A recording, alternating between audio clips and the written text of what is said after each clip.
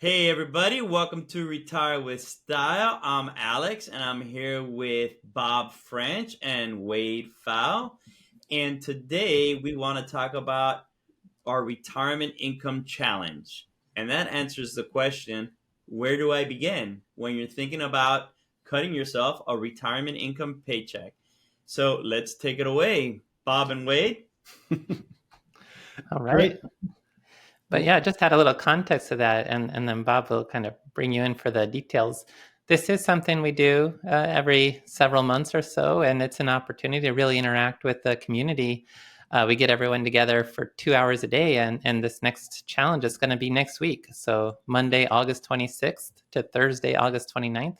Each day from 12 to 2 p.m. Eastern Time, we'll have 2 hour sessions, and we're going to talk about with Bob what all these sessions will entail. To give you that opportunity, if you've kind of tuned into the Retire with Style podcast and are thinking about retirement, kind of a great first step towards having a plan at the end of the week, knowing your retirement income style, knowing what all it entails to have a retirement plan in place.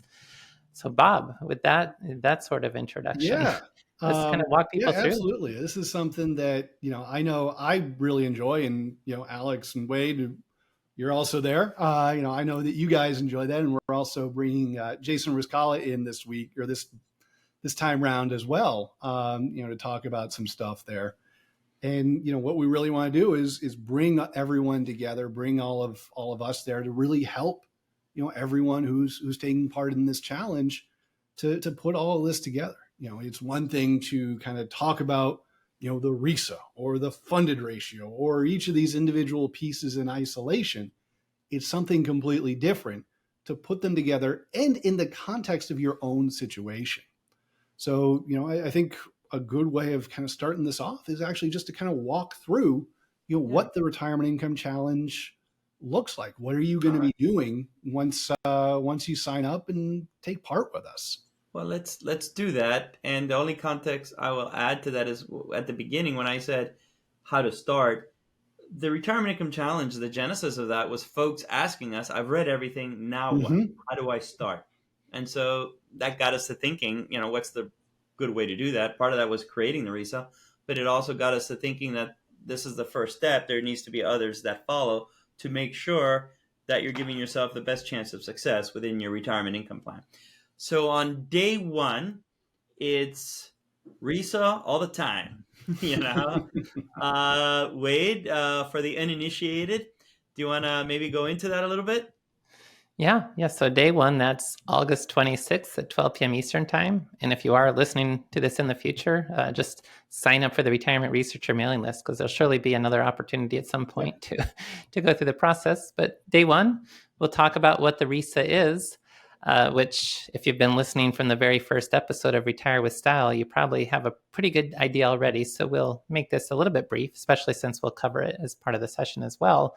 The retirement income style assessment, where we'll look at two primary factors that we found through statistical analysis. It's the whole retire with style, the whole idea of retirement income styles. What drives how people think about retirement? How do they think about the assets and how those assets, what kind of assets to use to meet their essential spending in retirement? And so we found there's a probability-based safety first factor that speaks to whether people are comfortable relying on market growth through a market portfolio to meet their essential spending in retirement, or are they safety first, which indicates more they really want some sort of protections built into the assets earmarked to cover their essential spending in retirement. The other factor was optionality versus commitment. Optionality just suggests you want as much flexibility as possible for all your assets. Commitment suggests that if you can actually find something that solves for a lifetime need, you're okay taking some of the flexibility off the table. You kind of get the sense that this could help manage cognitive decline, help protect other family members, and so forth. And so we'll talk in more detail about how the RISA came about, what all it means, and give you an opportunity on day one to take the RISA yourself. If you haven't taken it yet. Now, if you've already taken it, you're still welcome to join the challenge. That's just going to be one part of the week. But take the RISA as well. We'll have a link for spouses to take the RISA. This is all free. There's no charge with any of this. It's part of the Retirement Income Challenge, a free event for everyone. And so that's really the topic of day one, Bob. Yeah, no, I think this is one that is going to be, it's with day one, what we're really trying to do is set the stage. We're really trying to give you that context for how we want to do the rest of the planning. And actually, I realized I don't think we've called out how to register, for the challenge. If this is something you're interested in, you can just go to risaprofile.com/podcast, and you'll be able to register for the challenge. Like Wade said, it is August 26th to 29th, so next Monday to Thursday from 12 to 2 Eastern. So if you're interested in taking part, again, risaprofile.com/podcast. That'll also be in the show notes, obviously. But that's that first day focusing in on the RISA, I think is something that's really, really important. And like Wade said, if you've already done the RISA, well, that just means you're ahead of the game. You'll be able to sit back and I guess you can skip the homework of taking the RISA that night. Just do it again. Or just do it again. That works. You're welcome to. We don't think it's necessary, but sometimes people enjoy taking it more than once. Yeah. Gives you We have momentum. no problem with that. Gives you momentum. Yeah. Wade and Alex, there were such entertaining questions in there that people love doing it over again. But one thing that Wade did mention that I think is worth really stressing here is having your spouse take it. If you're married or are retiring with someone, it's really, really important to make sure that your plan fits the both of you, because they're retiring right alongside you. It needs to be comfortable for them as well. So this is a really, really great opportunity to get them to take the RISA at the same time, and make sure that, and actually, Alex and Wade, I don't know if you guys have ever done any numbers around this, but anecdotally, it's very common for spouses to have almost diametrically opposed retirement income styles. I know my wife and I do.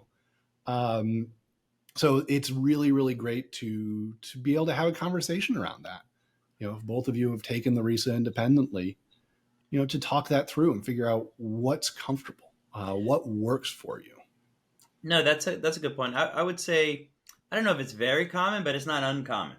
Let's just say it's common. That kind of language. But yeah, no, I think one of the things that happens is when you're deciding on a retirement plan, kind of if somebody's like in one direction and the other one is diametrically opposed, the tie goes to the one that's the most conservative, and you kind of eat that strategy. But the reality is that's probably not the most optimal way. It's not a matter of getting somebody to scream uncle, but what happens is probably within your mindset, you're thinking it's just differences of an asset allocation and differences of a withdrawal rate. But that really gets at the heart of the matter of what the RISA is trying to manifest, which is like, before you assume something's going to be a total return, which is that's code for asset allocation decision and withdrawal decision. There's much more to it than that. You're going to have a completely different strategy. And because you're talking about strategies and not accommodations just within one strategy, you're able to find kind of a middle ground in a more reconciliatory manner that fits both folks. That's my take on it. And having a spouse or partner take it as well can open up a lot of really important conversations. I think oftentimes one person in the household is the more interested in the financial considerations. And we've had a lot of conversations with folks that they never realized their spouse or partner thought about this differently, and having them each take the RISA on their own, not trying to take it together. There's no need to share one RISA because it is free. So each person take it on their own, find out you have two different styles. And then that's really been eye-opening for many people to realize. Absolutely. The spouse or partner is looking for not necessarily the same approach to their retirement income. And that takes us to the second day, because the first day is just the theory of the RISA. What are these factors? Why does it matter? Why is this credible? That kind of stuff. And actually bringing a piece of psychology and behavioral finance and investing together as well, laying down the framework for why we all need a framework. And the impetus of that is that, when things get tough, it's hard to fight your biases. In fact, almost impossible. And so the reality is the biggest thing you could do for yourself is have a framework in which you make decisions from, because it begins to create more of an objective give and take. And so we go deep into that before even introducing the RISA. But the homework is to do the RISA, and the next day, which is day 2, we get into the interpretation of the RISA at a general level, because the idea is you've all taken it, so you know what your score, you know what your profile is. So then, we'll provide effectively a tour of all the potential interpretations of the RISA, and within that, the question naturally is, what happens if the spouses are not the same profile? Well, how do you reconcile that? So in day 2, we really get into the thick of that. But what else do we get into in day 2, fellas? Yeah, so day 2 is where we start getting into the funded ratio, which is something you may or may not have heard of, but it's more of a household balance sheet type approach to financial planning. Think of it the same way that pension plans do a lot of their planning, where we match up your assets with your liabilities and start kind of seeing how they match up, seeing how they line up, and making sure that, at a very, very deep level, you have enough assets to be able to meet your future liabilities. And then even more so, understanding the types of assets that you're matching up against the different types of liabilities, and breaking that down to a pretty fundamental level, to make sure that you're going to be able to align how you're funding your retirement liabilities, your retirement spending. Make sure that's aligned with your RISA. Make sure that's aligned with your retirement income personality, your style. Because it doesn't matter how beautiful and perfect your plan is if it doesn't fit you. And that's something that's pretty prevalent, frankly. That's true, because if you're thinking about the dynamic, what we want to know is where you're coming from, and then trying to figure out strategies that complement that. Mm-hmm. Not necessarily try to figure out strategies that fit my profile and I'm jamming that into your solution. That's a significant nuance.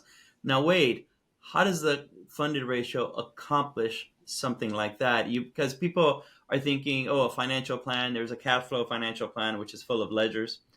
The industry kind of got away from that a little bit. I mean, you do it, but for one-off questions that you're asking, not for like this huge financial plan. There's Monte Carlo, which is just goals-based Monte Carlo, which kind of is on trend right now. And then there's the funded ratio. Maybe give a quick sort of differences while still maintaining within the confines of this episode. What does balance sheet mean versus Monte Carlo? And then how does that work within the context of the RISA? Yeah. So that balance sheet idea of assets and liabilities, the liabilities are just the financial goals of your retirement. They're the expenses associated with your goals. Meet your essential spending, meet your lifestyle goals that are part of your budget, any legacy that you would like to plan to leave behind at the end. And also the contingencies, the different types of spending shocks. How do you want to allocate potentially to being able to fund a long-term care event, that sort of thing. So you define your liabilities as the different expenses, and then you just define the assets as what's available to potentially use to meet your retirement financial goals. And that can be different account balances, brokerage accounts, IRAs, all that sort of thing, but also cash flows. And cash flows are on both sides of this. Your Social Security benefits. Mm-hmm. What's the present value today of your lifetime Social Security benefits? How does that match up against the present value of your essential spending in retirement? That's what the funded ratio is really designed to get at with that balance sheet approach. And comparing it to Monte Carlo, a lot of financial planning software these days, it reports a probability of success. If you're doing any kind of financial plan and it tells you you have a 90% chance for success, or whatever the case may be, that's really an alternative way that I've really gone against. I like the funded ratio better. So if you have a high probability of success, the software doesn't report to you, well, there's some sort of rate of return assumption connected to that would make the financial plan work, but you have no idea what that is. The funded ratio just comes from the opposite direction. You define what you view as a reasonable rate of return for your assets, And it doesn't tell you what the probability of success would be. You just kind of have the sense that if you have a conservative rate of return assumption, it will correspond to a high success rate. And we like using Treasury inflation protected securities to define if my assets just grow in inflation adjusted terms with what the TIPS yield curve can support, will my plan work without having to get additional stock market performance on top of that? And if you're funded, it means you don't need financial market risk to make the plan work. Of course, you're always welcome to, and that's part of the conversation is, well, the more overfunded you may be, if that's the case, you have more discretion to potentially invest the additional assets for growth and legacy and so forth. But the funded ratio really gives you that detailed first look at, and really all the look you potentially need of, will your plan work based on the assets you have and the financial goals that you want to be able to fund with those assets? I agree with Wade in the sense of I've come to appreciate the funded ratio much more than the Monte Carlo ghost-based planning. I think there's a role for Monte Carlo, especially if you're in total return and you're taking distributions, but you're like 5 years into retirement and you want to see the sustainability of this portfolio. But when you're starting out and you're establishing a plan, I think the funded ratio is the way to go. I'd invite anyone to tell me differently at this point, although I'm happy to listen. I'm all ears because at some point I like the Monte Carlo and we sort of transferred over to the funded ratio. Mm-hmm. But if you really think about it, it's assets over your assets, which are what you have right now, and potential income that you know is coming in, like Social Security, all that stuff. Take it down to its present value, and then liabilities, future liabilities that you know you're going to have. And if let's just say your assets are 100, your future liabilities are at 100, your funded ratio is 1, right? 100 over 100 is 1, and so you're right there. But again, what we break it down as well is, what's your funded ratio in aggregate? What's your funded ratio by essential expenses, like essential expenses over essential needs? What's your funded ratio? I said it the wrong way. Essential reliable assets income over versus essential liabilities. Yep. We do it by discretionary, wants and haves as well. And so that begins to give you a playbook for where, under the auspices that, assets are fungible, it begins to give you a playbook on how do you want to move those chairs around to make sure that you're in line. And I agree. I think what the funded ratio does, the Monte Carlo will tell you you're 80% on track, right? But that's just telling you 80 out of 100 plans, 80 passed and 20 of them failed. Those 20 of them could have failed by $1 on the day you die, right? It's still a failure. And so I like the funded ratio a little better starting out because it gives you a sense of how far you are, how much progress needs to be made.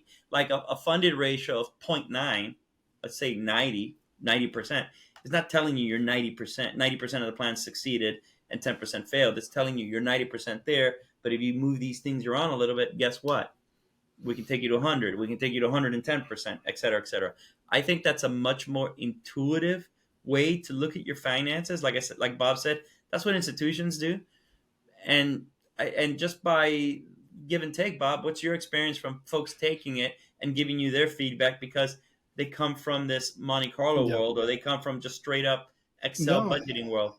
Absolutely. I think it's something that does come at it from a little bit of a different perspective, but it works really well because, as you said, it really kind of ties in to that intuitive nature of, well, if you have a funded ratio of, say, 90%, that kind of means you got a little bit of work to do. You're 90% of the way there to what you need to be able to do or need to be able to have to fund those retirement goals. And one thing that I want to really kind of dive in on here that Wade kind of alluded to a little bit is that because we are using the present value type of approach, what we're effectively doing is stripping away all of the risk that's kind of pushing your plan all over the place within a Monte Carlo type framework. Yeah.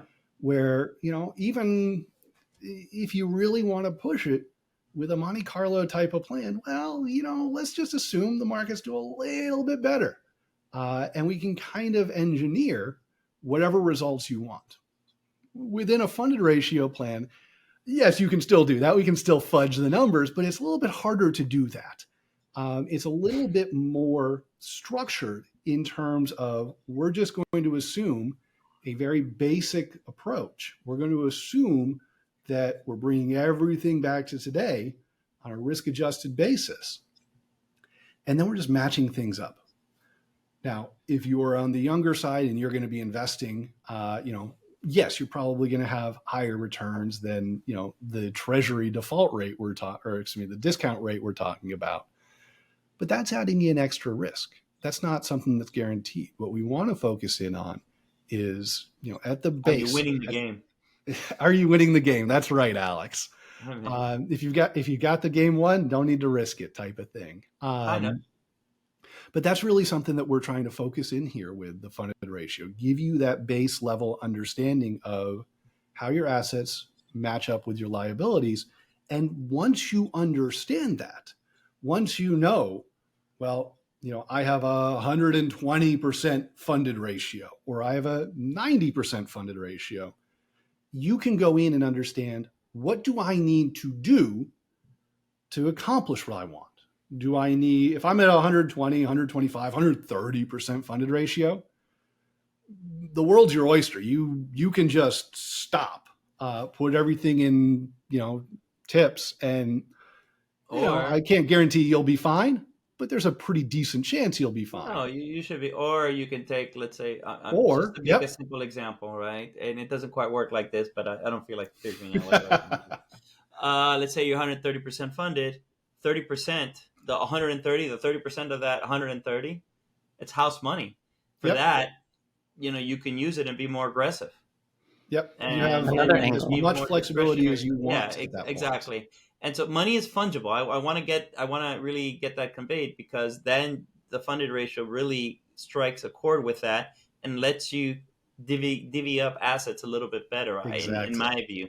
Wade, another angle on that, if, like, say you're still pre-retirement, so say you're doing this at age 55, part of your assets are you're planning to work through 65, and that's telling you you're 130% funded. Another angle there is, well, maybe I'm going to dial back. What if I assume I work until 62? How does that impact the funded ratio? If it's still over 100%, you might kind of feel this is a good opportunity to pursue an earlier retirement potentially. Absolutely. So it's just, if you're underfunded, you've got levers. You can either have more assets, which would maybe mean work longer in that scenario, have less liabilities. What if I just trim my spending here or there? Or if I had a legacy goal, maybe I'll trim something off of that. Or, you can assume a higher rate of return, but that's a riskier way to go about doing things. Now, we'll have a whole day kind of devoted to interpreting. Right, and I was about to say, we're starting to veer into day three. It's going to turn into the retirement income podcast challenge. But you folks listening in are understanding now the rhythm of the direction of where we're going with this. But something just to put a bow on this final day two, how does it's a mixture day between 2.5 at this point. Yeah. Because in day three, it's about understanding the funded ratio. Yep. And integrating the RISA component. Do you want to give that some playtime, Wade, about how the funded ratio actually fits into the RISA as the next step? Yep. Yeah, and you alluded to that earlier, but to just highlight the idea. So typically when people talk about the funded ratio, it's everything, all assets over all liabilities.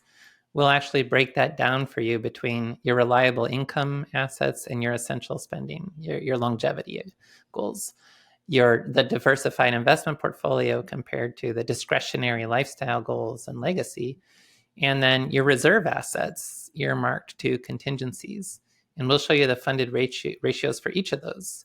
And where the RISA really comes into play is, in many cases, you may not have enough reliable income to meet your essential spending goals in retirement. Maybe you've got Social Security.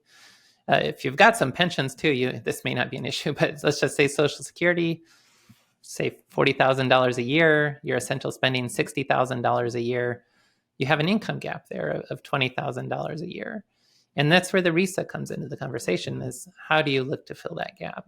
If your total return, you're not as worried about that gap because you're more comfortable drawing from a diversified investment portfolio. So you look more at, well, let's take my reliable income plus diversified portfolio and see how that compares to my longevity, essential spending, my lifestyle, discretionary spending, and my legacy. And if that whole thing's funded, you feel okay. But with the other 3 retirement income styles, you are maybe looking to take some of that diversified portfolio to add to the reliable income. With a time segmentation approach, it's more about using individual bonds to build short-term spending buckets to give you that protection. With income protection or risk wrap, you might be delving into the world of commercial annuities with lifetime income protections to potentially build a bridge to fill that gap so that you have protected lifetime income, enough reliable income to meet your essential spending. But that's where the RISA comes in, is providing the alternatives and giving you a path forward. When there's an income gap, how might you feel most comfortable filling that gap? Absolutely. And one thing I'll call out here, this is always a challenge for people doing who are in the RIC. We report these as percentages, so everyone's always shooting for 100% on these things. You don't need it. As Wade was kind of talking about, it's really going to come down to how you approach this. If your total return and you're seeing that your reliable income doesn't cover your essential expenses, that's fine. If it's the other way around, if you're someone who is in that income protection type of bucket, you're going to want to make sure you're at least at 100% there in terms of having your reliable income covering your essential expenses, if that's possible for you. Wade, that's the difference between me and Bob. I always give 110%. Yeah, 100%. That's for Bob. 110. Right.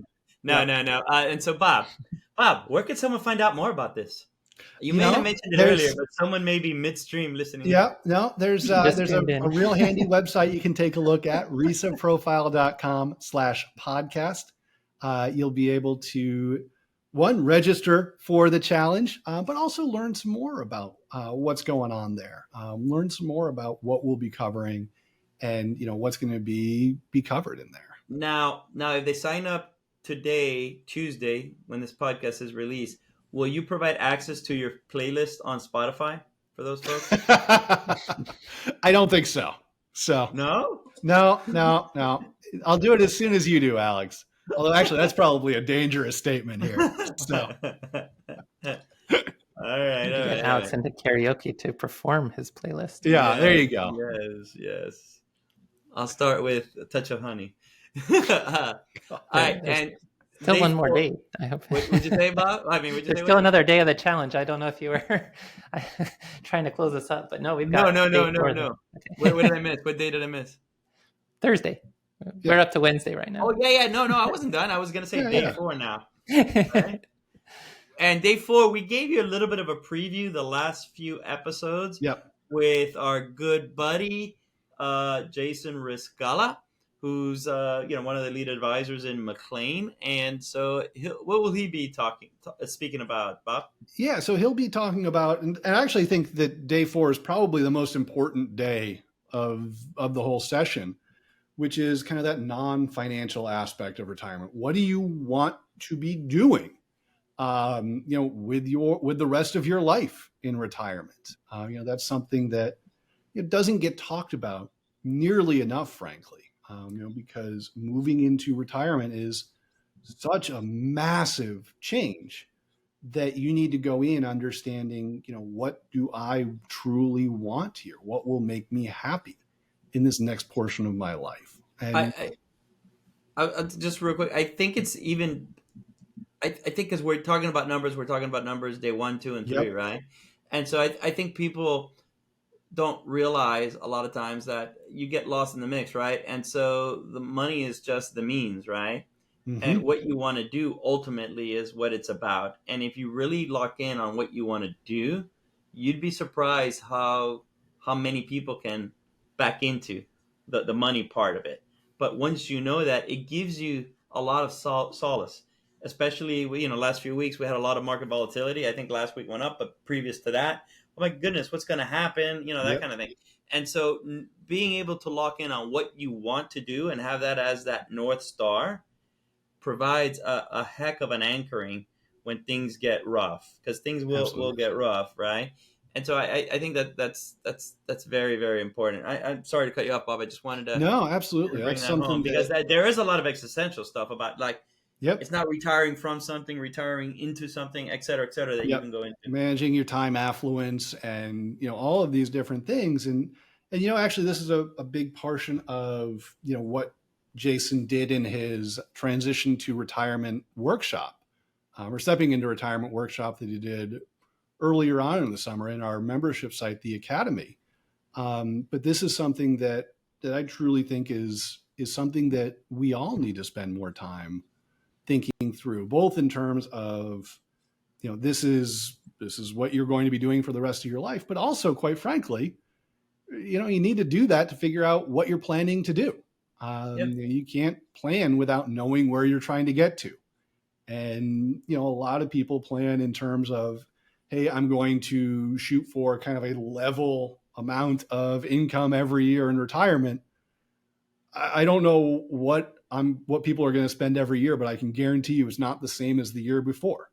It's something where you want to plan for something specific, not simply back into, And what you can do in retirement. I feel pretty confident saying that it's one of the most like salient days Absolutely. that we'll have, simply because we've done a lot. Bob runs Retirement Researcher, and that's our membership site, which is an RA, but it's a non-asset based RA where we do a lot Mhm. of workshops and things like that. And so we're always thinking about content, and invariably the most popular workshops Yep. are those that deal with more the emotional stuff. We just had a great workshop on, and we were all surprised, not quality because we know Dan Vito's good, but the topic really hit, and it was traveling in retirement, right, Yep. Bob? Yeah, absolutely. We had in July, we had a webinar. A number of people who are listening to this probably were there because it was an open access webinar. The recording's in our membership site, the Academy, right now. But, it was something where it was, hey, traveling in retirement is different. You don't have to get back to the office next week. And that opens up a lot of flexibility, a lot of opportunity. You mean I don't have to open up your emails That's when right. I'm You away? get to ignore me once you retire, Alex. Just throwing Just that once out I there. retire, or how is that different? Hang on a second. How is that different from now? Yeah, that's right. So I mean, it is something that a lot of people even in retirement, they have that same mindset that your vacation needs to is short, fast, and frankly kind of intense. But you don't need to. If you want, you can rent an apartment from Airbnb for 2 months in a city and Yeah. kind of live like a local if that's what you're interested in. You can do that 1 week vacation to a particular city if that's what you're interested in. But it's really about recognizing that you have these choices. And it's very much tied into this type of stuff with that non-financial aspect that we're going to be talking about in day 4 of the challenge. So it's something that, as you can tell, all three of us are pretty passionate about the fact that, the money is just, it's something that allows you to do whatever it is that you want. It's definitely necessary and important, but it's the scaffolding of your retirement. The other thing I would add to that is I'm 51, and maybe it's a midlife crisis or this or that. My kids are this podcast is released tomorrow, Tuesday.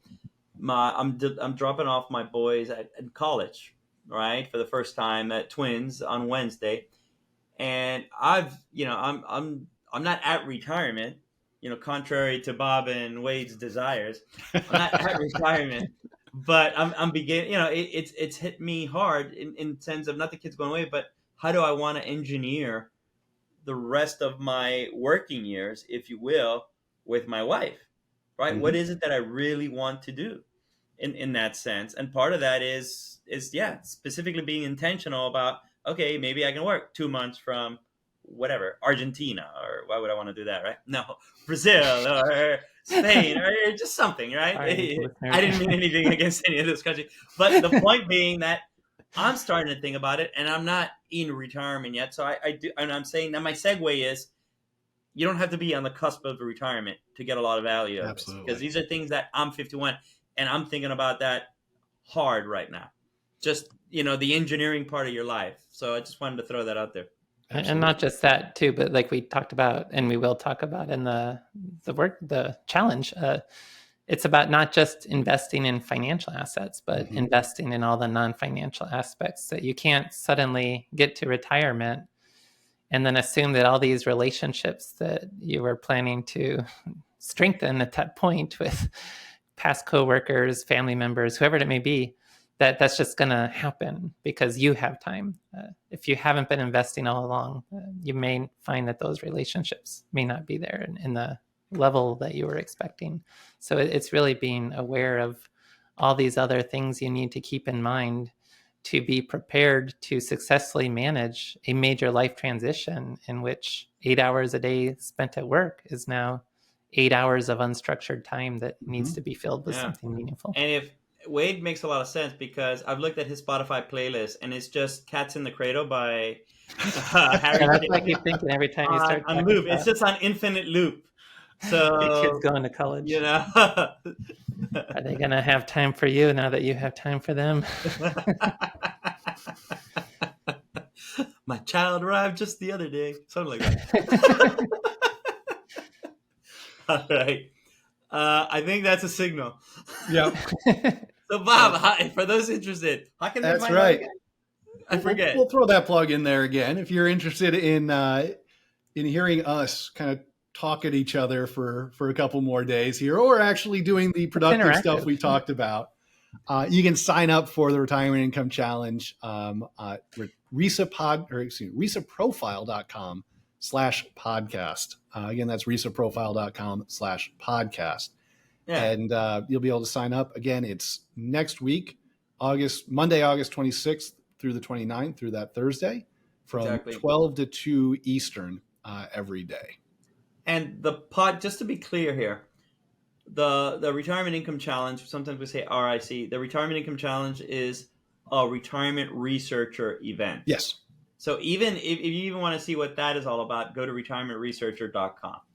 Absolutely. And check that out, because it'll give you the vibe. And Wade was saying something that I don't know, in our foolishness, we may have crowded him out. But the reality is, this is a very interactive session. It's not just a webinar and you listen to somebody. It'll be a Zoom meeting. And the difference is everyone's, we can see everyone. If you put up your camera, and folks ask us questions all the time while we're speaking. And the way we handle that, as long as it's pertinent to the topic, what will happen is, like, let's say if I'm speaking, Bob and Wade will be there, manning the phones, if you will. Mm-hmm. So will other folks. And so if you have questions about topics as I'm saying it, Wade will answer it. It's very common. Wade will answer it. I'll answer it. Bob will answer it. We take turns around that. So it's a very interactive session. In fact, a lot of folks that have done it before take us up on it multiple times. Yep. We've got like a selection of folks that take it all the time. They use it as kind of a litmus test, how they're doing every 2 years. And many of the members on our site, Retirement Researcher, take it as well. And they chime in with personal anecdotes about how something helped or whatever. So it's a very interactive session. It's just not listening to us from the mountaintops, tell you this is what you guys should be doing. It really is. We want to engage with you folks and really work through getting you a plan. Because our idea is, at the end of this, there's a transformation that occurs. And that transformation is you're onboarding into having a crystallized view of your financial plan.